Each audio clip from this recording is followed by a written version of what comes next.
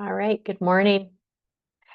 We're live. We're just going to give everyone time to come in. We have quite a few people registered for this webinar. So good morning, everyone. Welcome CMBA-BC and MBI's presentation here on the new MSA.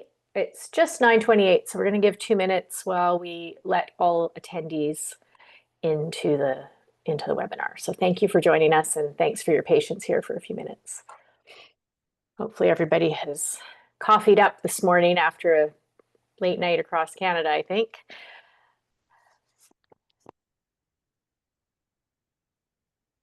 We have a puppy over here and he was so confused why we were staying up so past our bedtime. It was pretty cute. Kept putting himself to bed, like, what's happening, you guys? We don't stay up this late around here.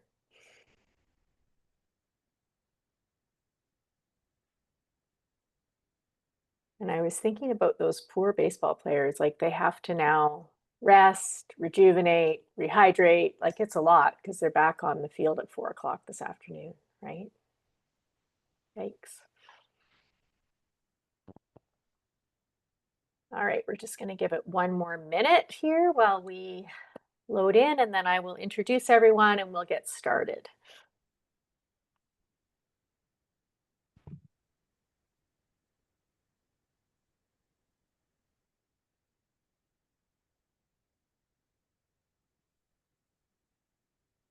Still letting people in.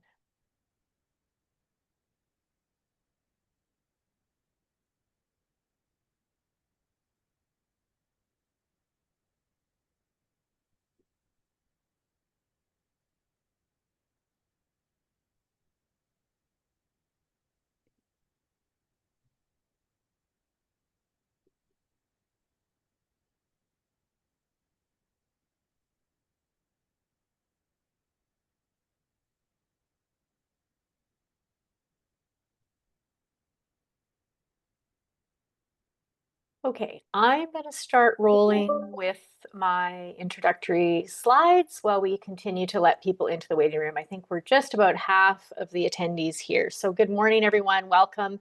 Thank you for taking the time to join us today for this expert series, MSA Transition 101, What Brokers, DIs, and Brokerages Need to Know. Just a little bit about CMBA-BC. CMBA-BC is committed to elevating professionalism and supporting the broker community. And a big part of our role right now is, of course, keeping you in the loop on what to expect during the MSA transition. CMBA-BC is sitting at the table with the regulator and advocating for our members every step of the way. Staff and board members are working to make sure you have the information you need to serve your clients. So, oh, hang on. I'm going to make sure I can move my slides forward here.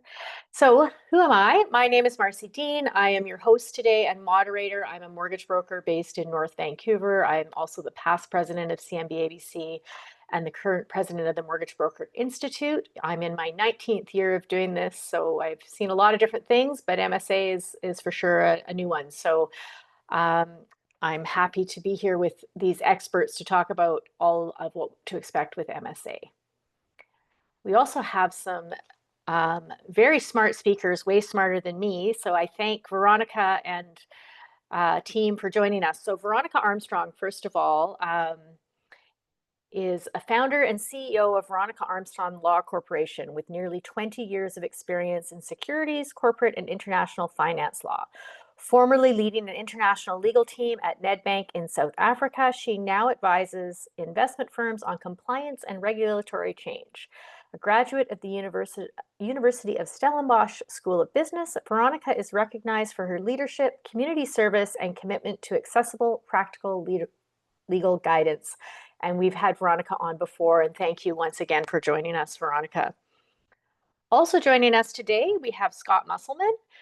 Known to many of you, Scott is here with over 25 years in the mortgage brokerage industry. He's held leadership roles in influence, business development, and operations. He's led key initiatives in technology, insurance programs, and mergers, and remains passionate about delivering full service value through broker-focused growth and collaboration. Thank you for joining us, Scott. And Justin Noda, who I refer to very lovingly as the compliance nerd, Gotta love Justin. Justin Noda, Chief Compliance and Operations Officer at a Better Way Mortgage Group, has over 18 years in the mortgage industry, continuing a family legacy that began with one of Canada's first mortgage center franchises. A recipient of the 2024 Unsung Hero Award, he's recognized for his leadership in compliance, operations, and education.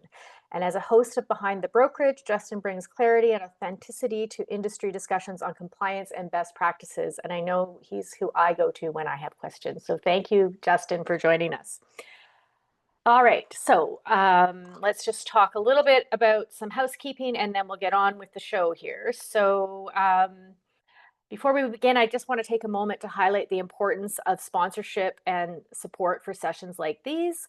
If you would like to be a sponsor, you can reach out to the office. Educational webinars play a key role in keeping our community informed and connected, and partner sponsorships help us continuing offering these webinars at no cost to attendees. If your organization is interested in supporting future sessions, we'd love to connect with you. And there's an email there to connect with events at CMBA-BC. A reminder that this session is free for CMBA members, please encourage your fellow brokers to join us. Here's just a few things that CMBA-BC offers to our members. Events like this, education, a really great education opportunity starting today, which we'll talk about in a moment, government relations and advocacy. So please spread the word to your fellow brokers. We want all mortgage brokers in BC to be a member of CMBA-BC. Today, we have a very special event launching after this webinar. There's still time to join in. We have redone the whole Mortgage Brokers Fundamental course. We're very excited about this. It's a hybrid format. It guides you through the entire mortgage process from client acquisition to post-closing management. As a special launch offer, which will end today, you can take this course and become a member of CMBA-BC for 1 year for $199 for both things. So for new brokers, MBI-BC is covering the first year of your CMBA-BC membership. This is the final day for this promotion. It's the first live session today at 11:30, which will be taped. And then there's 3 other sessions following that. So if you're interested, you can call the office right now and register for this program starting today at 11:30. A reminder that we have a FinTrack course. Check out the guidelines for FinTrack online, and you can scan the QR code here on this slide for more information. This is a self-paced course for $49. Next week, we are in Kamloops.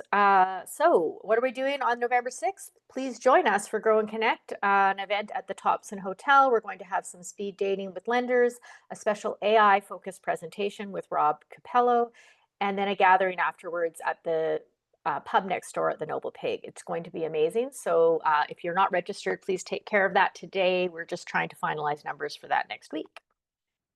And this is a fun one. We have a holiday event coming up at the Paradox Hotel in Vancouver. This is a joint event with the Appraisal Institute, CMBA-BC, the Greater Vancouver Realtors, the BC Notaries Association, and the Real Estate Institute of BC. I was at this event last year, super fun. If you're in town and in Vancouver, I definitely recommend you come and join in. It's fun to have an event with some of our industry colleagues for sure. Oh, and it's a foxtrot theme, so get gussied up for that. Save the date. Our conference is coming up in April, as everyone knows. That's always an event of the year. We're excited. We've got some great speakers we'll be announcing shortly, but please mark your calendars, April 13th and 14th. This is always our biggest event of the year, and it does sell out. So if you're interested in sponsorship of this event, there's lots of opportunities still available, but they are going fast. So please reach out to the office to secure your spot. And a quick disclaimer, all resources and materials are provided as educational suggestions for you to consider. They are not intended as legal, financial, or other advice. They are not intended to be understood or authoritative. And we recommend you obtain such advice as you need to address your own specific situations. And any hosts, moderators, speakers, and other participants' views and comments are their own. CMBA-BC does not necessarily endorse them. In terms of housekeeping, for questions, please use the Q&A. I'm going to be monitoring the Q&A. I will interrupt or will hold some of those topics for the end.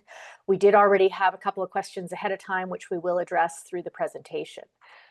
On that note, I'm going to hand control over to Veronica, who has a few slides, and then I'll be jumping in, like I said, with Q&A as they come up. I think I got it all. Thanks, Marcy. I'm just going to share my screen. And let's see, that's the one I need. Okay, great stuff, everyone, and good morning, everyone. Thank you so much for being here. I know that this new Mortgage Services Act means a lot to a lot of you because there's so much I don't want to say confusion, that's not quite the word, but perhaps there's a lot of clarity that people need that isn't apparent just from reading the things or listening to, webinars about what the changes are going to mean. And I know that you want a hands-on approach. I can't give that to you. I'm speaking purely from an academic point of view, but that's why we have Justin and Scott here with us today. So in any case, let's get started. We've got, I have to remember which screen to actually change my slides on. So I'm going to be giving you a high-level overview of things that you should be noting, and a lot of this you may have heard before, but certainly there are some things that I know you have questions about and that we should bear in mind as we get into it. Now, also, CMBA is actually going to be bringing more sessions like these, and as those go along, we will dive deeper into those questions that we don't have time for today, and also because in some cases we don't really have enough information quite yet. So you've probably all seen the screen if you've listened to any of the BCFSA webinars, and just to let you know where we are right now is we're kind of like getting close to phase 2, if not already in phase 2. So what everybody needs to be doing is doing the Getting Started course. And that, I believe, is already available. So you should be signing up for that. It's one of the mandatory courses that you must do. The other course that you will have to do is, if you're a current DI, you're going to have to do the Principal Broker course. And I don't quite know what the answer is if you're not going to be proposed as the DI, whether you do the Principal Broker course or whether you need to do the new learning that's coming into effect, but perhaps somebody else can answer that question. And everybody, of course, will have to do the Mortgage Broker course. Okay, so let's look ahead at what the transition phases actually are, set them up a little bit differently from the BCFSA slide in terms of, okay, how do we get ready for this? So we've heard the BCFSA webinars. The first readiness survey has been completed by the DIs and submitted to BCFSA, and they're going to take that away to figure out what, how much of the transition people are actually prepared for right now. The second phase, which is what we're in right now, is information and education. So I've talked about the courses, the Principal Broker course, the Mortgage Broker course. Also, make use of, and I really would encourage you to do this on a regular basis, put it in your calendar, go to the knowledge base on the BCFSA website on a regular basis, because that is where you're going to see everything that you're going to need in the days and weeks coming. Okay, and then at some stage in that middle period, we'll get the second readiness survey, and hopefully people will be able to answer with more detail how ready they are to transition. And then finally, we have the actual transition. Brokerages are going to have to propose who their principal broker is going to be, and this is very important for something that we'll get into a little later. And then, of course, the principal broker will be submitting licensing categories for the brokerage and for all of the mortgage brokers related to that mortgage brokerage.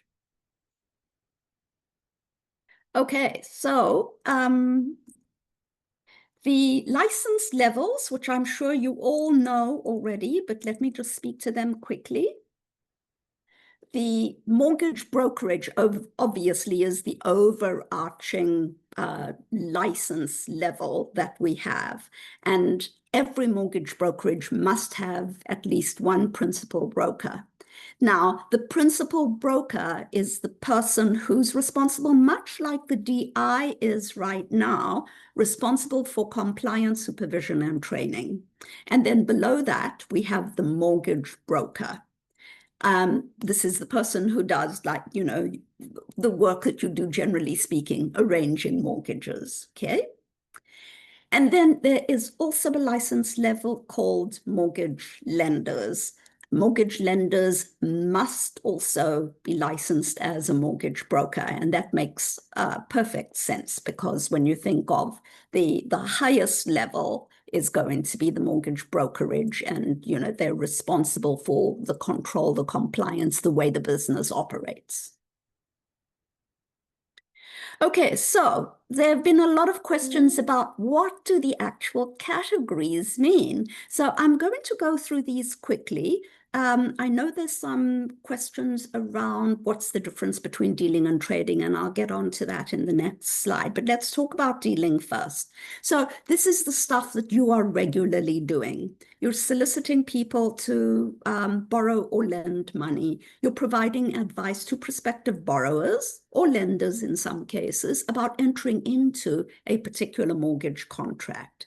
Essentially, you're negotiating or arranging, or you're helping someone negotiate or arrange a mortgage for themselves. Okay, so that's your work as the intermediary.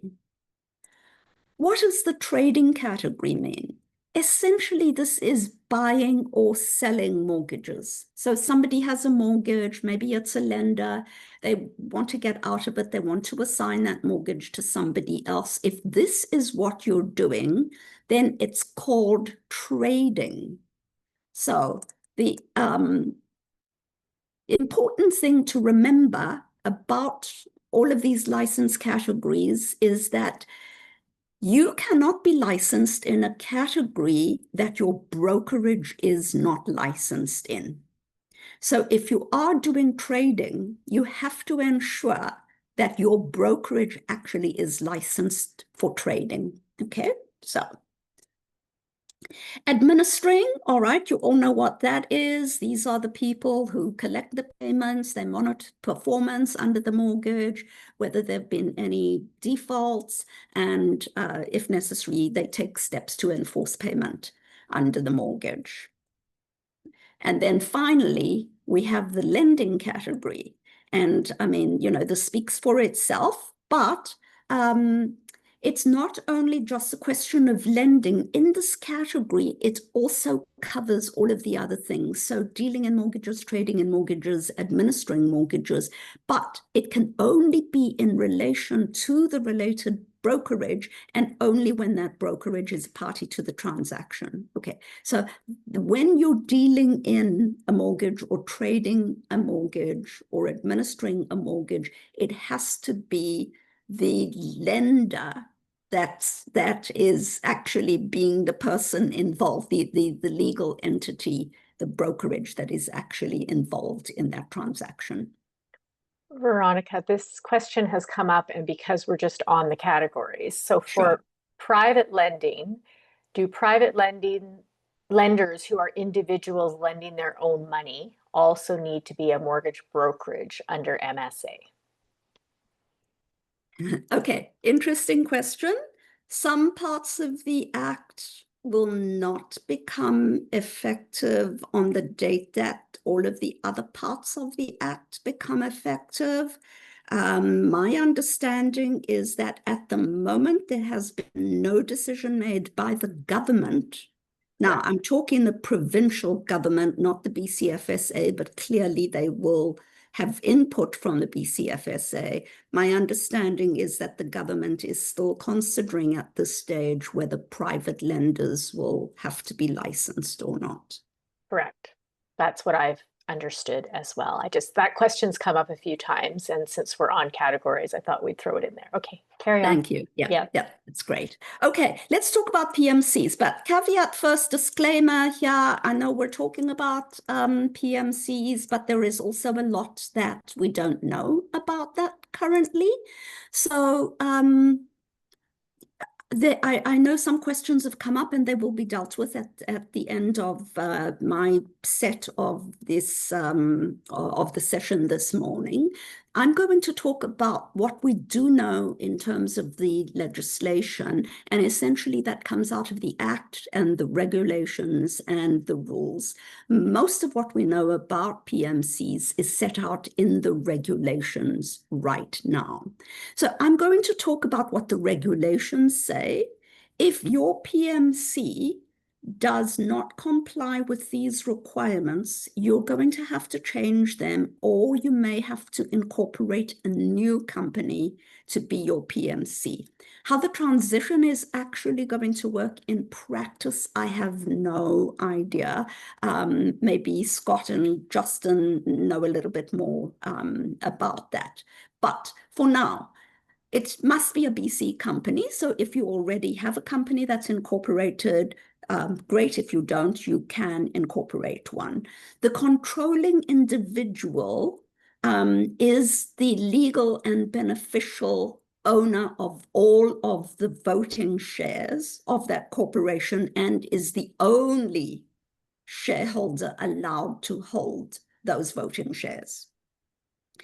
Non-voting shares can be owned, but by a very restrictive group of people. That means the controlling individual, their spouse, a child of theirs, or a holding company or trust that belongs to them. Okay. And then finally, and this is where a lot of, I think, the confusion is going to be around until we get some guidance from the BCFSA. The legal name must be approved by the BCFSA, and it must include the words Personal Mortgage Corporation. How that transition is going to work out in practice, I'm not clear on. Okay. Now, the controlling individual has to be engaged by the PMC. So we've got a kind of like a hierarchical thing going on here. We've got the controlling individual who is the actual mortgage broker, but the PMC is the one that's going to be actually licensed to the brokerage. Okay, the controlling individual can't be engaged by anybody else, all right? It's only engaged by the PMC. Again, the license of the PMC and the controlling individual must match. You can't have somebody with one category and, you know, the PMC with another category, okay? It is only the controlling individual of that PMC who is allowed to provide mortgage services, and that controlling individual bears complete liability and responsibility for everything that comes under the PMC, okay?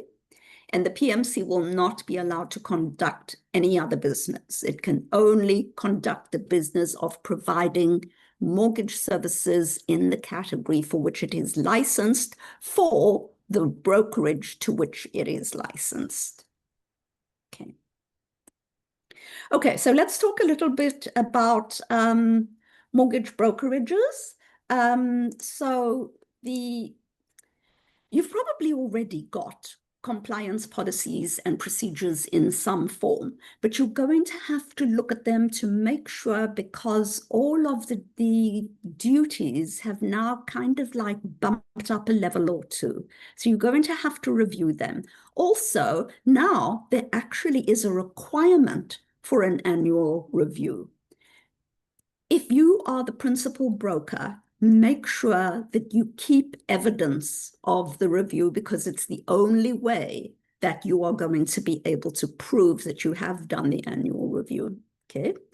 And we'll cover this in sort of later sessions when we get into more detail. The brokerage must be in sound financial condition. That makes a lot of sense. I don't know if it was a requirement before. It probably was a requirement, but it's now a transparent requirement. You've also got to establish a governance policy, and the governance policy will actually talk about what is your structure, what are the processes that you have in place for administering your business? Okay, how do you oversee, manage, and administer your business? The governance policy, the BCFSA can ask you to submit that at any time. So you must have it, and it must be available on request. Okay.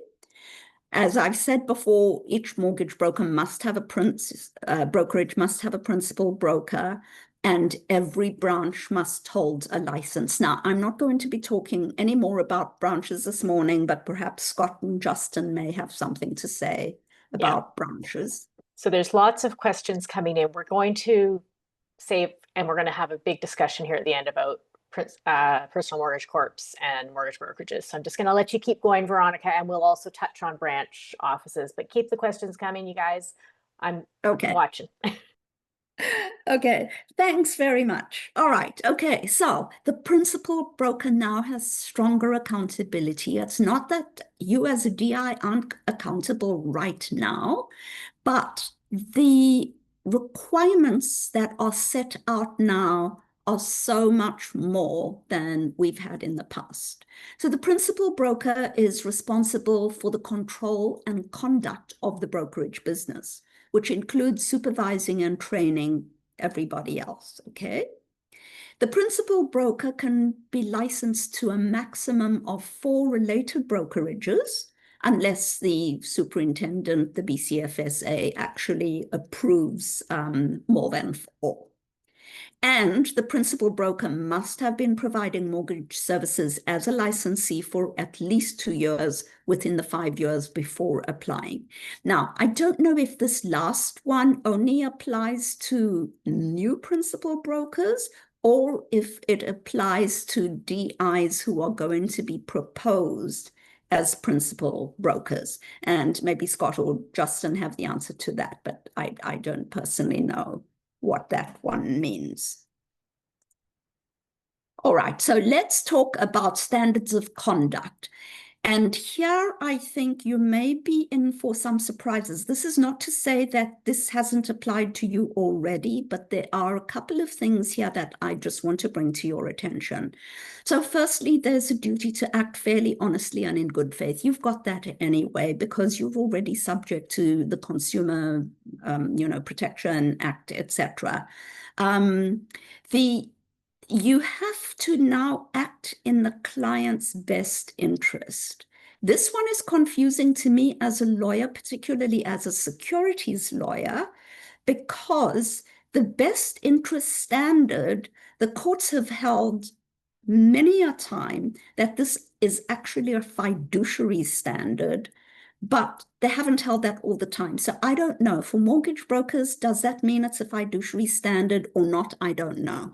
And if you want to know what a fiduciary standard actually means, what I want to say is that it means that not only must you act fairly honestly and in good faith with your clients, it means that you can't get into a conflict of interest vis-a-vis your position and theirs. So if there is a conflict of interest, you have to disclose it. It also means not profiting from the transaction without the client's consent. So you have to disclose how you're getting paid and how much. If you breach the fiduciary standard, it could possibly lead to you paying damages if you were ever sued. But this is a question, I don't know whether you're going to be held to that fiduciary standard or not, but I do bring it to your attention. Okay, so obviously you've got to act with reasonable care and skill. I'm sure you all do that. You must comply with the Consumer Protection Act. You can't act for an unlicensed lender. You can't engage unlicensed mortgage service providers to provide mortgage services. So you can hire people to help you in your business, but you have to draw the line at what is a mortgage service. They cannot do that unless they are licensed. And then the final thing is conduct unbecoming. I don't think this is new, but, well, I don't think you've had this before, I should say, but I'm not sure if you have. But in any event, it's now explicit. And why I want to bring it to your attention this morning is that this means that even if you do something, whether in your professional or personal capacity, If it somehow brings the mortgage industry into disrepute, or it, causes the public to lose faith in the mortgage industry, that is conduct unbecoming. And I really do want to caution you, when you on social media in your personal capacity, be very, very careful what you say, because it could lead to conduct unbecoming. And then there are penalties and all kinds of things that can happen. Okay. Just a final point, the BCFSA has said that they will use a risk-based approach to enforcement. So obviously this means that they will focus their attention on the highest risk areas first. So if everything is hunky-dory and you're staying by the letter of the law and your compliance policies and procedures, then you may never come to their attention. Okay, so what do we actually do now? As I've said before, just check out the knowledge base on a regular basis. The link is there on the slide, but you can find it quite easily on the BCFSA website. You do need to take the 2 courses, the Getting Started course and the New Mortgage Broker course. Principal brokers have to do the Getting Started course and the 2 parts of the New Principal Broker course. And of course, there will be continuing education requirements. And that takes me to the end of my portion. Amazing. Thank you. There's lots of stuff for discussion there. Before we dive into questions, is there anything, Scott and Justin, that you wanted to jump on first? And then we'll go to our Q&A.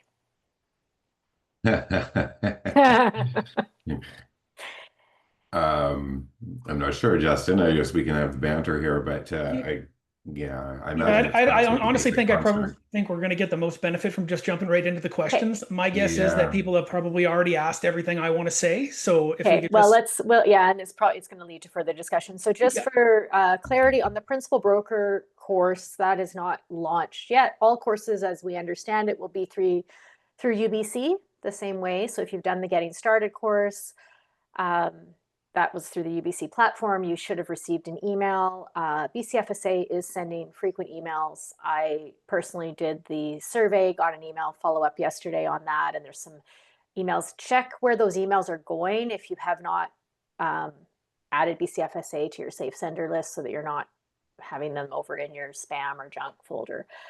Okay, so no questions are silly. So someone has said this may be a silly question, but as a mortgage lender, if you have investors, do those investors need to be a mortgage broker? I spoke with someone on this, and that was conveyed to me did not make sense. In other words, do your investors need to be licensed under the Act? Veronica. Okay, should I take that one? Sure. Yes. Okay.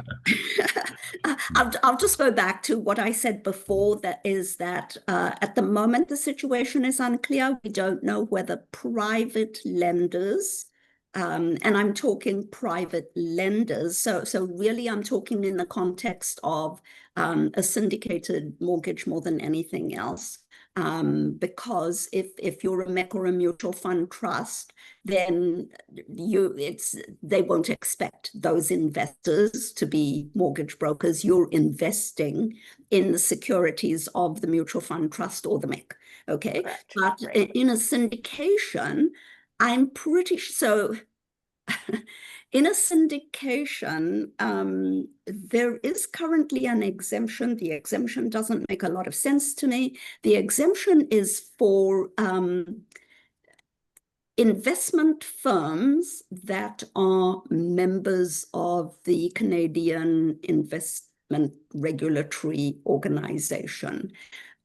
Essentially, what that means is they have been registered by a securities regulator as in the category of investment dealer. So investors are not spoken of. I don't believe that it is the intention of the regulator that investors in that sense should be registered, apart from the fact that we don't know what is to happen with a private lender. Right. More to come on that, honestly. So there's a few questions here about personal mortgage corp. If you already have a corporation and it's currently a numbered company doing business as a mortgage brokerage, is it simply going to be a name change to be approved by the superintendent? Who wants to talk about these personal mortgage corps? I know Justin and Scott we've all had conversations on this. Could you just repeat the question? So if you already have a corporation, let's say it's a numbered corporation, yes, is it simply a name change?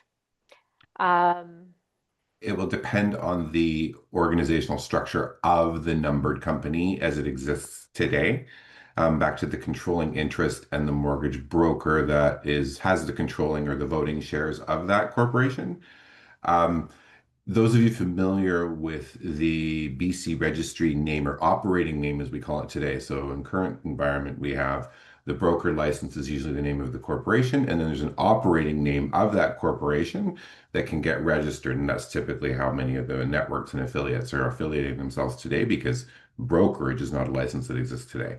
So I think as long as you, in your numbered company, as long as you are the defined controlling interest of that numbered company, what I would anticipate is we'll go through what we typically call a DBA name in BC, and we'll probably register a DBA name for your personal mortgage corporation. So it might become, you're currently known as 12345 British Columbia Limited. Your current DBA name might be Mountaintop Mortgages, for example. The new name might become Scott Musselman Personal Mortgage Corporation. Yeah, and we've had some discussion around branding, and people are called something, and will they be allowed to be that ABC Personal Mortgage Corp? I don't know, Justin, do you want to jump in on that? Because I know we've had some discussions about this. We have. I think we're all still waiting for BCFSA to come down with some answers in that front as well, because we know it's going to be an important piece of it. There's lots of people that have built corporate brands over the last, 5, 10, 15 years that maybe don't want to jump into being a principal broker or having an actual brokerage opening when the MSA drops. But they still want to maintain, Mountaintop Mortgages and be able to advertise as such. And they don't really want to advertise as, Justin Noda Mortgage Corp, whatever that might look for, because it doesn't have as much, appeal, Right. especially in the market as someone that you've already grown and a recognizable name. So we're waiting to see if there's going to be any movement on the naming ability of the professional mortgage corp. If you're allowed to use a corporation name such as Mountaintop, if you have to use a personal name as it appears on your mortgage license. We're not 100% sure on that yet. But it's definitely going to be one of the biggest things that has an impact. I Yeah, don't think sorry, Marcy, I'm just going to say, I think the timing is going to be critical because the name has to be approved by the BCFSA. And if in terms of the transition, what is the timing going to be? Because, you have to submit those licensing categories. And if you're submitting the licensing category for the PMC, not the individual controlling individual, then, how do we get through the approval of the name change at the BC corporate registry, and then putting in the submission for the license category? Yeah, I had somebody at BCFSA specifically answer the question on naming at a recent industry event. And he advised me that there will be, the superintendent can approve a name change. So the timeline around all of this, though, is the part that is unclear. So if you want it to be ABC Personal Mortgage Corp, and right now you're ABC Mortgage, asking the superintendent if you can do that and how that's going to work, we're still a little bit unclear about. There's a question here that I think the answer is pretty clear, but I'm sure a few people are wondering if there is another revenue stream under an existing corp that is not mortgages. So today somebody has a corporation and they also have their mortgage money going through that. It sounds like there will need to be a second corporation opened that would be the PMC. Yeah. Correct. Yes. Okay. Is a PMC required to have the same compliance as a brokerage? Ooh, can I jump in? Yeah, here we go. There he is, compliance Yeah. nerd. Go. So the way I've understood it, just so everyone is, and I think this is one of the things that I get asked about the most in regards to PMCs and what their responsibilities are going to be, is if you choose to have a PMC, maybe you have a corporation right now and you're getting paid through it, and you have a co-brokering agreement with your existing bigger brokerage, and you say, you know what, I don't want to be a brokerage, I'm going to become a personal mortgage corporation. What actually is going to happen is you're actually going to be registered underneath the new, we'll call it the parent company, we'll call it the parent brokerage. Just as a broker, not a sub broker, because that's one of the changes. You're going to be registered as a broker, and you're just going to have your PMC registered inside and with BCFSA. So you're actually going to be a mortgage broker underneath that specific brokerage, which means you are going to have to follow the bigger brokerages' compliance rules, regulations, approach, policies, and procedures. So yeah, you are going to have, you're not going to have your own, because you're not your own brokerage, but you are going to have to follow the rules that the brokerage is going to implement in order to make sure that at a brokerage level, all the regulations are being met according to the new MSA. So I think there's a world where some of us that are currently registered as DIs for tax reasons are going to take the route of PMC and rely on the brokerage to do the other heavy lifting. Yeah. So there'll be a change. Yeah, if there's one big question I would offer to the industry is those that currently have broker licenses with corporations that are registered. Your decision making is, are you going to become a brokerage, or are you going to become a broker with a PMC? And that to me will drive a lot of the rest of your obligations in terms of who's going to do your compliance, who has your oversight, what your advertising may or may not look like as it relates to, we were talking about naming and branding of PMCs, but there's also teams and branches that are also in the mix of this. Yep. And it's all not necessarily clear because it can get quite spiderwebbed.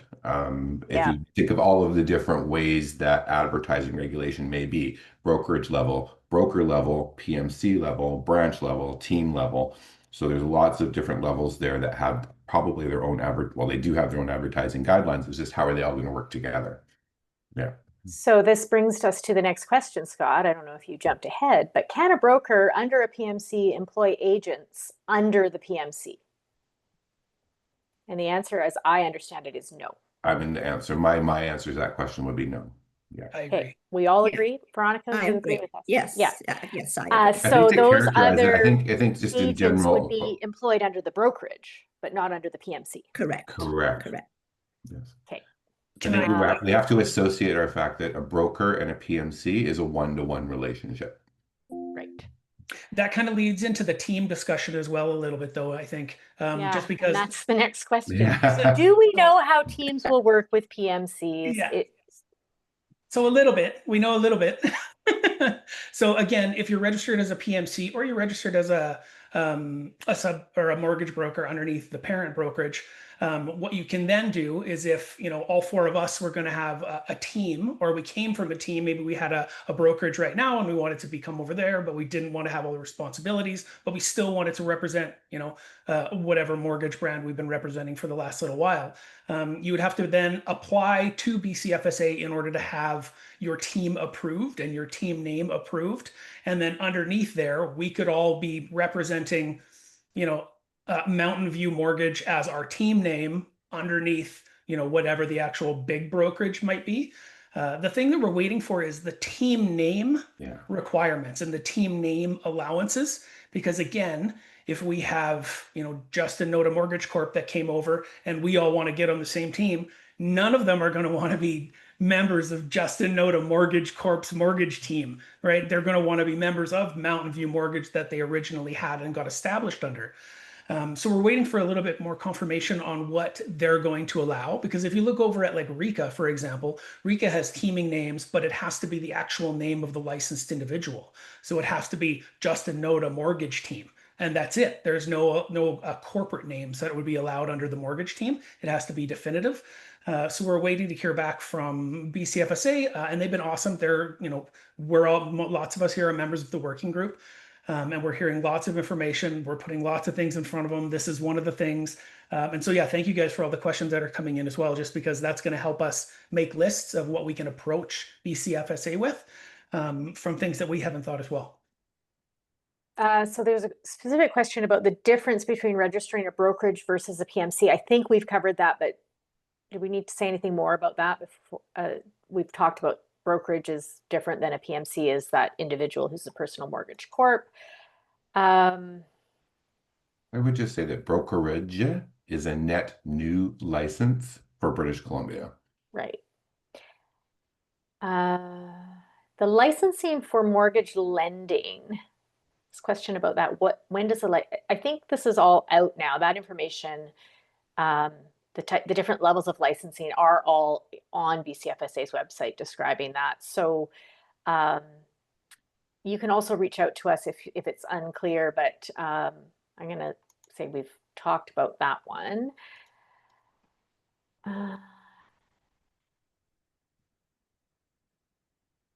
Oh, I like this one. Why would someone become a PMC versus a brokerage? Do we have a pros and cons list?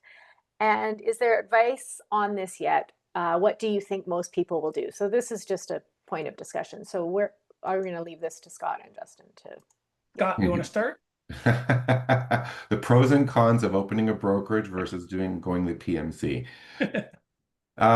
Okay, brokerage is going to basically, the implication or the inference here is with the new MSA is that in running a brokerage license, you must have a principal broker, and the new principal broker role is an enhanced role from what the current designated individual role is today. So I think maybe let me rephrase that just a little bit. The PMC is a characterization of a personal individual license. The brokerage is a characterization of the organization of all of the mortgage brokers that may or may not have PMCs. Does that make sense? So in terms of pros and cons, it's a bit of an apples and oranges conversation. The PMC is personal to you and is usually done for tax sheltering purposes, but also maybe as a current situation as you're using it for advertising, as we were just discussing. The brokerage obligation or the brokerage oversight is for your policies and procedures, audit requirements. I know we're probably not going to talk about trust today, but all of those enhanced administrative features that are required of a brokerage. So maybe this is a better way to say it is if you're a broker with a PMC or a proposed PMC that you're going to have, is the brokerage level responsibilities are something that you may want to look for either in your network or your other or in a collective of people who have a brokerage. It's going to be more of a role of who the principal broker is going to be of a brokerage than you as a broker with a PMC. I hope that's clear as mud. Justin, do you have anything to add on that? Yeah, I think it's just going to become, I think the majority of people that currently have brokerages or corporations that are registered just in order to be paid under a corporation are going to go the PMC route. Right. There's going to be definitely an amount of volume that needs to be done, an amount of funds that need to be earned by a brokerage in order to want to continue to be a brokerage after the MSA comes out. The implications of compliance enhancements are, I'm not going to call them severe, but they're steep.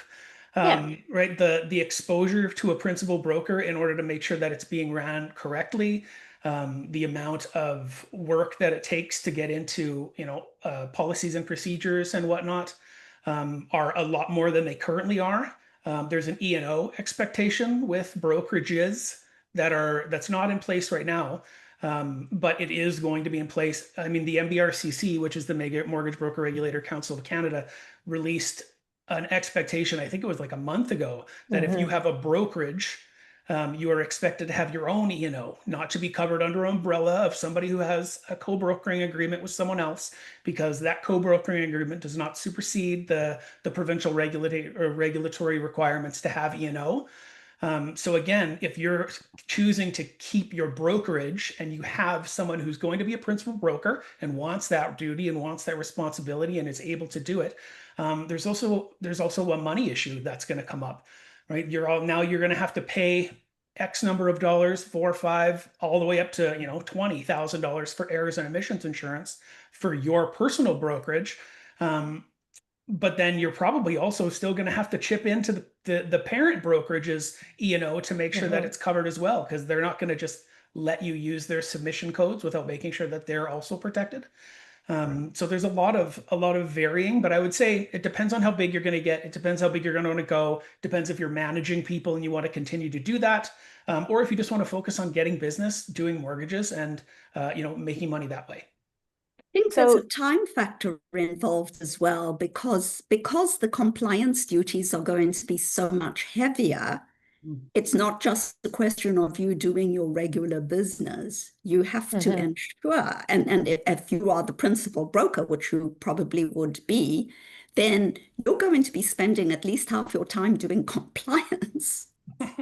Yep. Yes. So just to be clear, because it popped up again, a PMC is one person. A personal mortgage corporation is one licensed individual. In terms of transition of licenses, because I think there's a couple of questions here. So whatever there's courses for this transition to MSP, but our licensing is going to be transferred over. So there's not a whole new round of relicensing courses. It's the transition courses that we're talking about. So can a PMC hire a non-licensed administrative support staff? I believe Veronica touched on this. The answer is yes, but they can't do mortgages. So what's the correct terminology, Veronica? Yeah. Like they can't. Yes, Can't they can't. Yes, they can't carry out mortgage services. So mortgage services are those things that we talked about. The categories really are mortgage services. So anything that comes within the realm of they're arranging a mortgage or negotiating a mortgage, no, they cannot do that. Can they get the application forms filled in? Can they do, the ID verification, although I'm not even going to go into ID verification because I've got lots to say about that. Yeah. I feel like there'll be some further guidance on that, because that topic will be a big one. And that's something CMBA-BC will be talking with the regulator to make sure there's clear guidance on that. I know there's other provinces, Justin, you have, and Scott, that there is clear guidance out there that other entities have used just in terms of what somebody can and can't do. There's a question about if you're up for renewal. Yes, if you're up for renewal right now, February, through, you're going to do whatever you need to do to keep renewing. This all comes into effect in October of 2026. I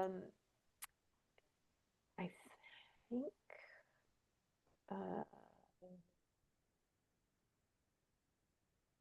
still on the topic of PMCs, I knew this would be the big one.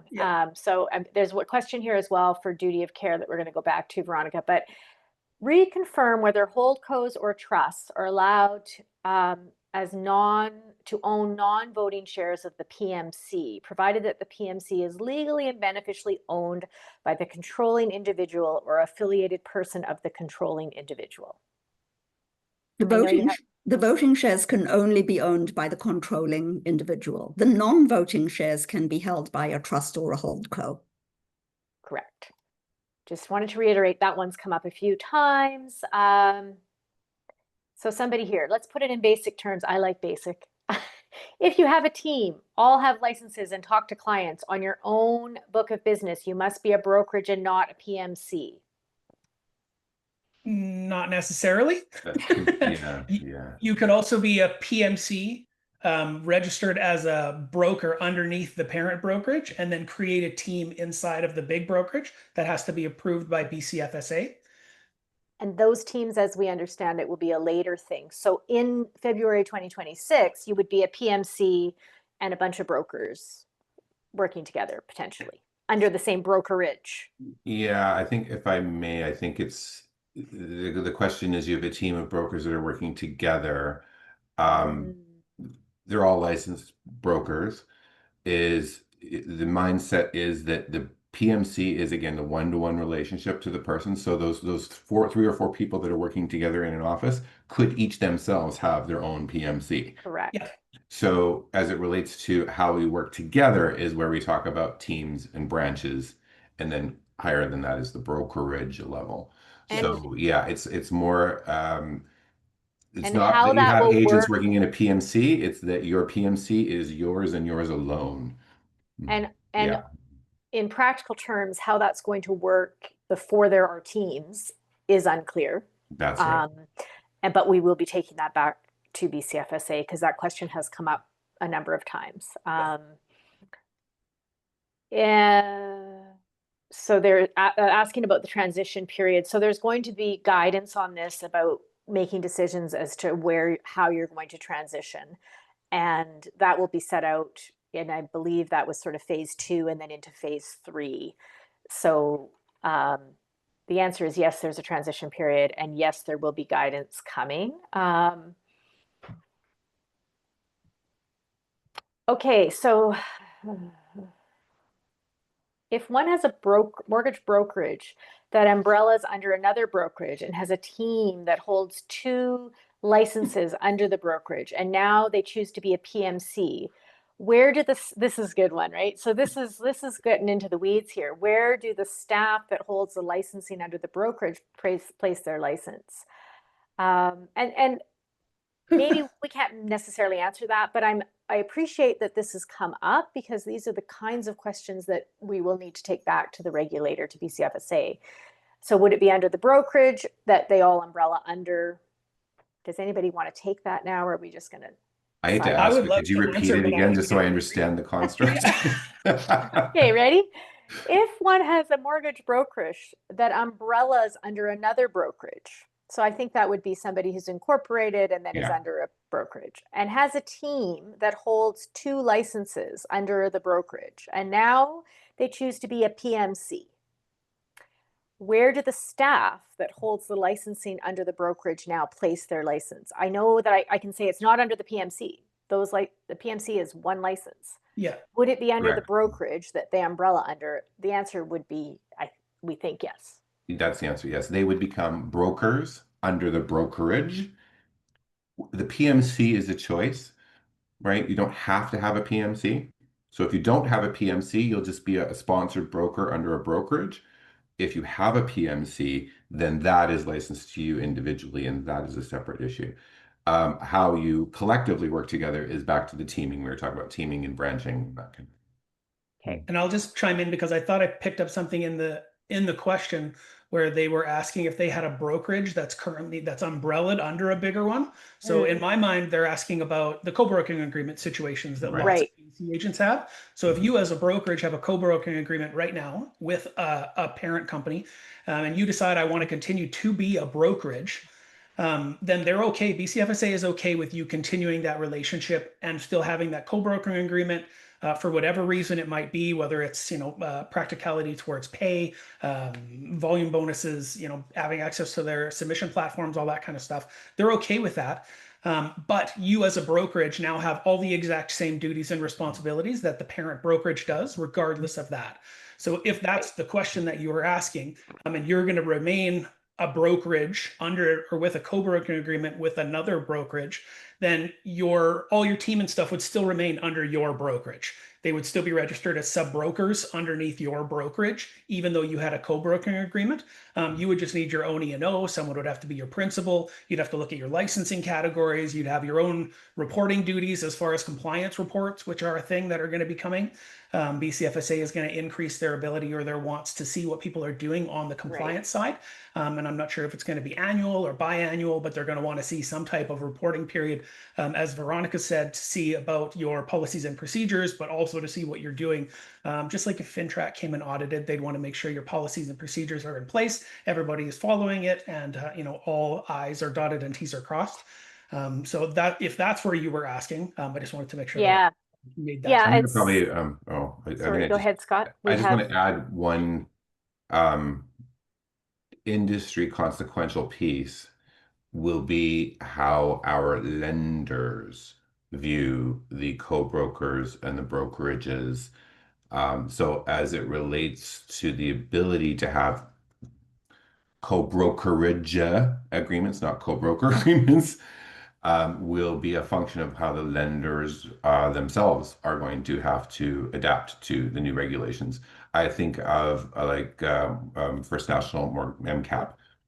They themselves are going to need to be licensed in the lending category, so they're going to be under the same sort of qualifications as well. So it's going to be a bit of a puzzle, jigsaw puzzle. You're reading someone's mind here who's asking about access, lenders, volume. Yeah. That's a later webinar. That's later. Yeah. Okay, there's only a couple of minutes left. We have a lot of obviously to take away. We're going to do these webinars on a regular basis. Really quickly, Veronica, changing gears here a little bit. We could probably talk about PMCs for another hour, but we're not going to. Duty to act in the client's best interest. With TD's new pricing model, that would suggest that we must give the client the lowest rate, which means we give up our compensation. So duty to act in the client's best interest, does that always mean to give the client the lowest rate? No, it does not mean that you give the client the lowest rate. What you have to do is you now have a suitability test, and I don't know whether you had a suitability test before, but you have to consider what is suitable for the client. And that means taking all kinds of criteria and indicators into account when you offer them something. So it does not mean necessarily the lowest rate. Thank you. All right, it is 10:30. There's some more specific questions about payroll, PMCs, assistance. That is a topic I think now we on this call understand we're going to need to get better guidance and clarity from the regulator. We're going to keep track of all these questions. The office is in touch with BCFSA. I think there might even be some BCFSA people on this call noting some of the common themes. So thank you all for coming. We've kept the room full. I can't believe very few people dropped off this webinar. So there's a lot of interest in all of these topics. There's still a lot of questions. I thank you, Scott, Justin, and Veronica so much for being a part of this. Veronica, we have lots of other plans in terms of CMBA-BC going forward to keep engaging with your help on a lot of these topics. In terms of E&O insurance, quick plug, as a member of CMBA-BC, we have a relationship with ProLink. I had to get that in there, of course. So as you're considering all these things, some of the decisions are like E&O and all those things. And there's going to be some research and decision trees, as Scott talks about, where people are going to have to go through the process. So benefit of membership right there. And just in terms of being a member, please be a member in good standing and tell all your friends. The stronger the association is in terms of membership, the bigger voice we have at the table with BCFSA. So we appreciate everyone who's here, and we hope that if you're not a member yet, you become a member. And lastly, please complete our feedback survey, and please keep the questions coming so that we can keep coming back to you with the answers that you're looking for. You'll get a survey at the end of the webinar. Tell us what was most valuable, tell us what we're missing, and we can address that next time. And that is all. Thank you all. We are 1 minute past the hour, but I really appreciate everybody on this Tuesday morning being here for this. Thanks. Have a great day. Thanks guys. Thanks, all.